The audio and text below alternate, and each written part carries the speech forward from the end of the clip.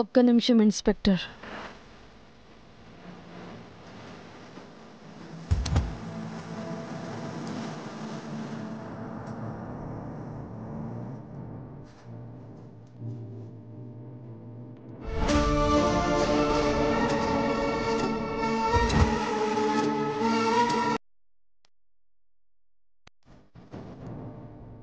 ఏంటి happy ending అని అంత హ్యాపీగా ఉన్నారు? స్టోరీ ఇంకా అవ్వలేదు. ముందు ముందు చాలా ఉంది. బయట ఉన్నప్పుడే నువ్వేమీ చేయలేకపోయావు. ఇప్పుడేం చేస్తావు పిన్ని? ఇక నువ్వు లైఫ్ లాంగ్ జైల్లోనే మగ్గిపోతావు. నా సంగతి అటు ఉంచండి. మీ సంగతి ఏంటి? అంతా అయిపోయిందనుకుంటున్నారా? ఏ నిజం కోసం నేను ఆర్టిస్ట్ దినకర్ని చంపాను, ఆ నిజమేంటో నీకు తెలుసా చాణక్య?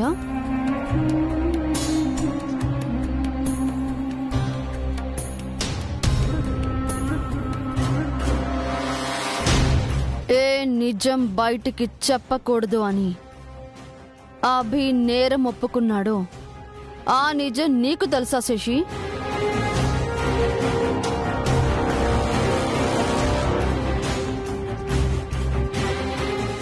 అసలు ఈ ఇద్దరు మీ ఇద్దరిని ఎందుకు పెళ్లి చేసుకున్నారో తెలుసా?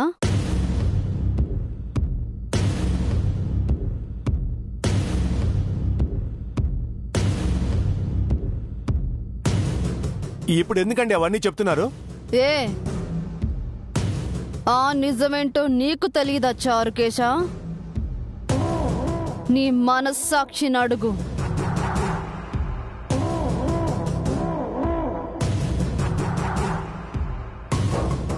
యస్, నేను క్రిమినల్ని. నా పగ, నా ప్రతీకారాల కోసం చెయ్యకూడనివి ఎన్నో చేశాను. కానీ నాకంటే పెద్ద క్రిమినల్స్ వీళ్ళు.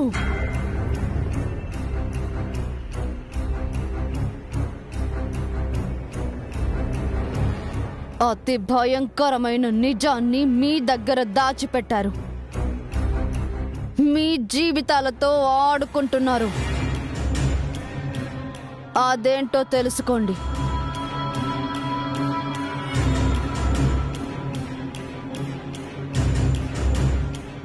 ముందు శశిని పెళ్లి చేసుకోను అన్న అభి తర్వాత ఎందుకు తాళి కట్టాడో, దివ్య ఎందుకు కట్టించుకుందో,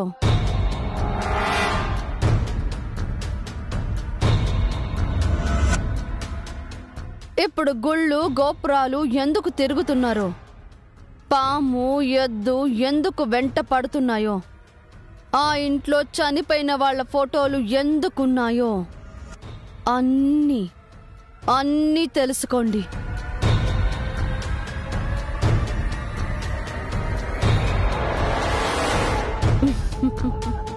అప్పుడు హ్యాపీగా ఉంటారో ఏడుస్తారో చూస్తాను. బావా, తను మనకు గొడవలు పెట్టాలని చూస్తుంది. పదండి వెళ్దాం. నిజం చెబితే గొడవలే అవుతాయిరా అభిరామ్. మీరు రండి సార్, పదండి శశమ్మ. ఇంకా ఇక్కడే ఉంటే ఇప్పుడు లేనిపోనివన్నీ చెప్తారు. ఎందుకురా కంగారు? తెలియాల్సింది తెలుసుకోవాలి కదా. ఏ రోజుకైనా తెలియాలి కదా.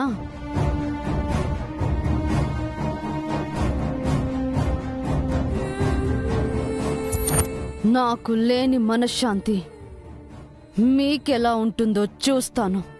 మనుషులకి మనశ్శాంతి ఉంటుంది పిన్ని, మృగాలకి మనస్సాక్షి ఉండదు. ఇన్స్పెక్టర్, ఏమిటి తీసుకెళ్ళండి. మేడం పదండి. నేను ఫీనిక్స్ పక్షి లాంటి దాన్ని. నాకు చావు లేదు. మళ్ళీ వస్తాను, మళ్ళీ వస్తాను.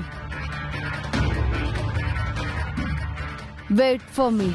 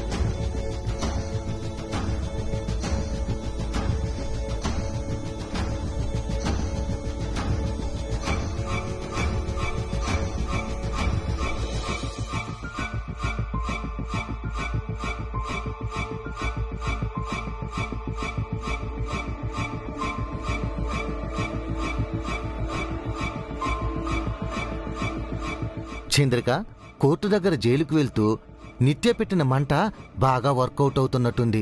అందరూ ఎవరి గదిలో వాళ్ళు సైలెంట్గా ఉన్నారు. ఇలా నిశ్శబ్దంగా ఉండే బదులు కుండ బద్దలు కొట్టచ్చు కదా. వారసులెవరో తెలిసాక కూడా గమ్మునుంటే ఎలా? ఆ వారసులకు శాపం గురించి చెప్పాలి కదా, అదే కదా అసలు సమస్య. శాపం గురించి చెప్పకపోతే యాగం జరగదు. శాపంతో దివ్య చనిపోతుంది. ఏం జరుగుతుందో ఏమోనని టెన్షన్గా ఉంది చంద్రిక. ఇంట్లో వాల్ క్లాక్ సౌండ్ తప్ప ఇంకే సౌండ్ లేదు. జైల్లో నిత్య సంబరాలు చేసుకుంటూ ఉంటుంది. సాటి ఖైదీలందరికీ బిర్యానీ తెప్పించుంటుంది. ఖైదీలు బిర్యానీ తింటున్నారు, కనీసం మనం ఇంట్లో భోజనమైన తింటామో లేదో. ఎప్పుడు నీకు తిండికోలేన పౌడరు? ఏ నీకెప్పుడు ఆస్తి గోళ లేదో?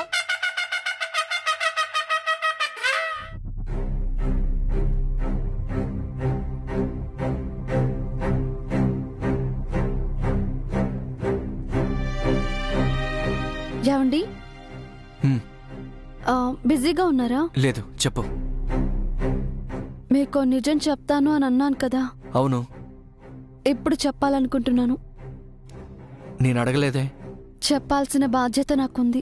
చెబితే ప్రయోజనం ఉందా? అవసరం ఉంది. చెప్పడం మంచిదా చెడ్డదా? విన్నాక మీరే చెప్పాలి. వర్క్ ఫినిష్ చేసుకుని కిందికి రండి.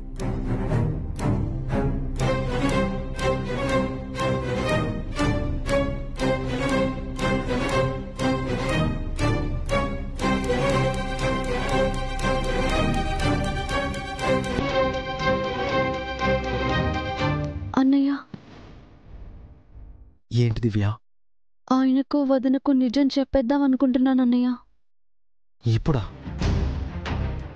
ఇప్పటికీ ఆలస్యం చేశాము. ఒకసారి ఆలోచించమ్మా. చాలా ఆలోచించానన్నయ్య. ఈ స్టెప్ దాటితే తప్ప మనం నెక్స్ట్ స్టెప్ వేయలేము.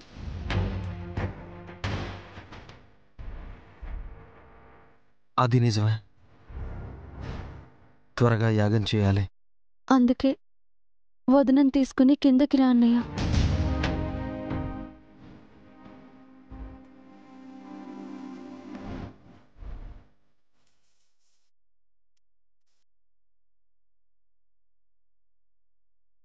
ఏంటంట? మీతో మాత్రమేదో సీక్రెట్ మాట్లాడింది. ఆ సీక్రెట్ ఏంటో కాసేపట్లో నీకే తెలుస్తుంది శశి. మీరిన్నాళ్ళు దాచిన విషయం చెప్పబోతున్నారా? అన్ని విషయాలు చెప్తాం. కిందకి వెళ్దామా?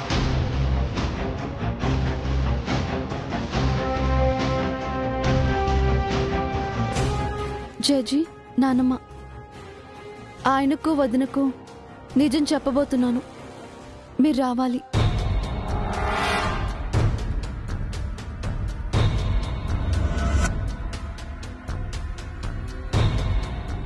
ఇప్పుడెందుకమ్మా? నిత్య ఏదో అందని నువ్వు రిస్క్ తీసుకుంటావా దివ్య? ఎప్పుడో ఒకప్పుడు చెప్పాలి కదా, అందుకే ఇప్పుడే చెప్పాలనుకుంటున్నాను.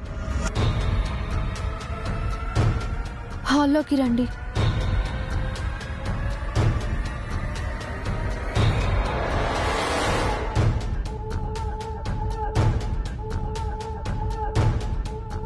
చంద్రిక బ్రహ్మాండం బద్దలవబోతుంది. ఇన్నాళ్ళుగా మనం ఎదురు చూసిన సీను ఇప్పుడు జరగబోతుంది. ఏమంటున్నావు పౌడ్రు? చాణక్య శిష్యులకు శాపం గురించి దివ్య చెప్పబోతుందంట. వామ్మో, ఇల్లు రణరంగం అవుతుందేమో. ఏంటే?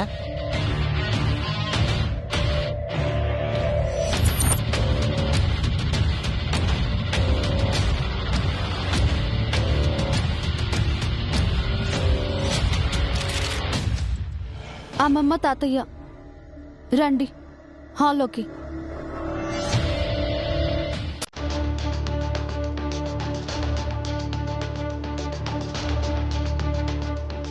ఏంటి దివ్యమ్మా? అంతా చెప్పేబోతున్నాను చార్కేశ.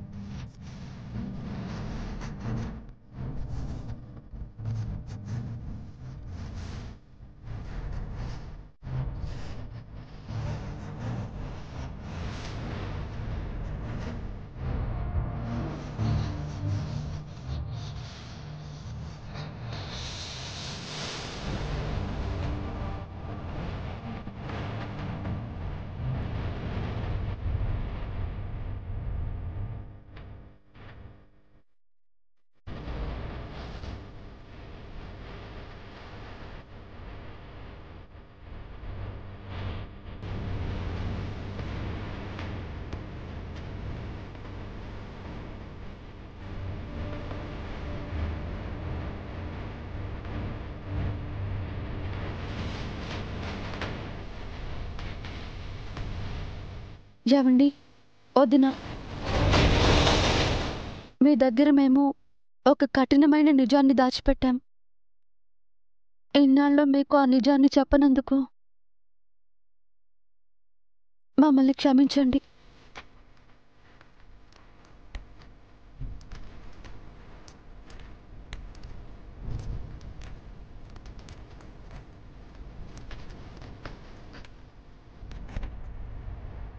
జడ్జి, ఈ ఇంటి పెద్దవి నువ్వు. 3 తరాలుగా ఆ నిజాన్ని, బాధని నీ గుండెల్లో మోస్తున్నావు. నువ్వే చెప్పు. నీ నోటి నుంచే వాళ్ళు వినాలి. దివ్య, చెప్పు జేజీ, నువ్వు చెప్పడమే కరెక్ట్.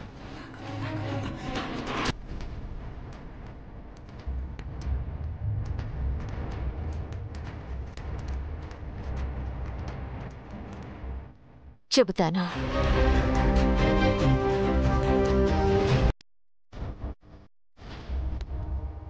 ఇది సూర్యదేవర వంశం. కొన్ని వందల సంవత్సరాలుగా జమీందారులుగా ఉన్న వంశం.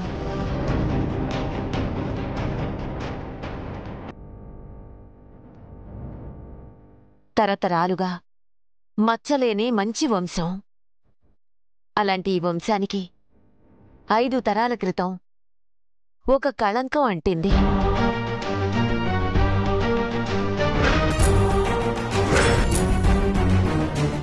నేను అనుభవిస్తున్న సతీ వియోగాన్ని నువ్వు అనుభవిస్తావు. మీ తరతరాలకు ఈ శోకం వంశాగతమవుగాక. ఇదే నా శాపం.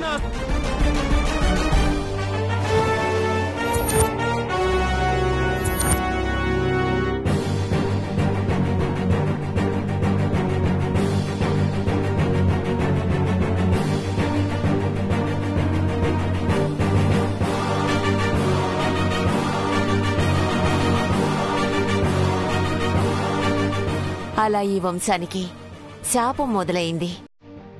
ఆ శాపానికి ప్రతి తరంలోనూ తొలి కోడలు బలి అయింది.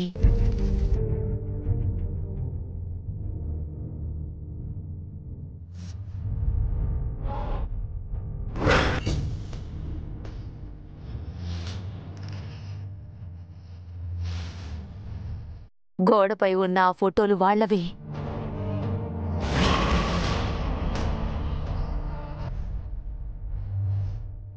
ఆఖరికి దివ్య అభిల అమ్మ మంగ కూడా శాపానికి బలైంది.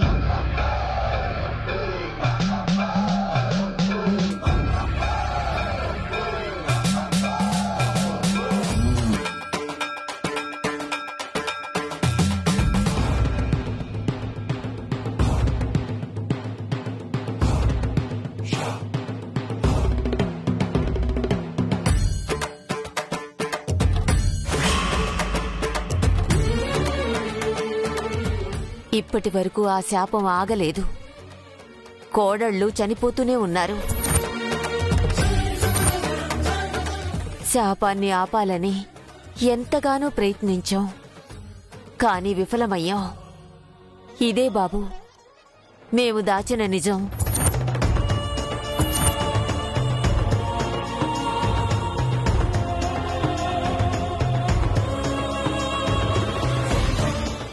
అంటే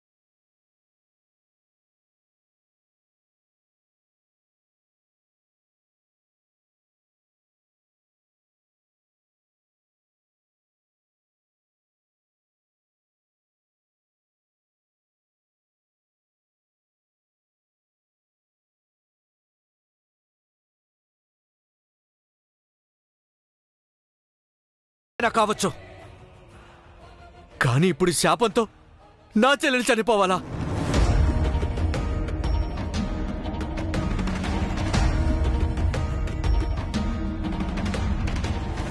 అబద్ధశుభం తెలియని అమాయకురాలు ఇంత చిన్న వయసులో చనిపోవాలా?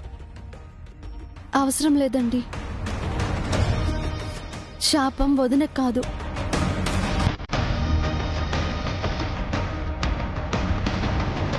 నాకు.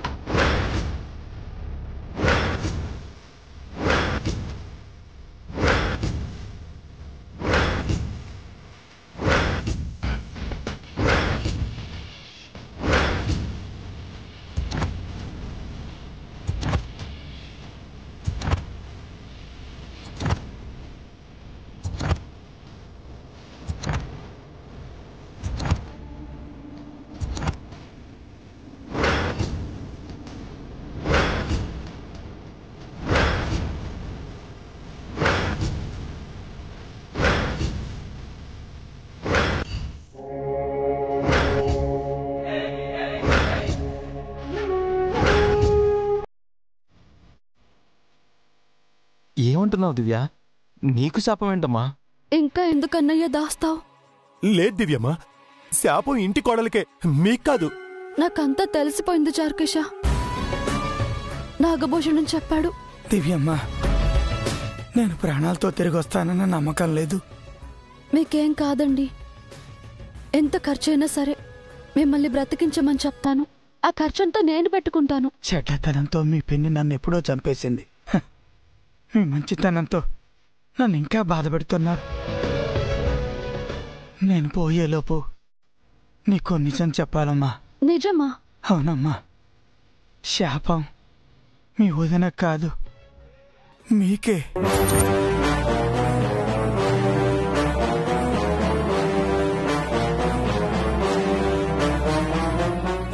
శాపం దారి మళ్ళీ ఇంటి కోడళ్ళని వదిలేసి ఆడపడుచుల వైపు, అంటే మీ వైపు మళ్ళిందమ్మా.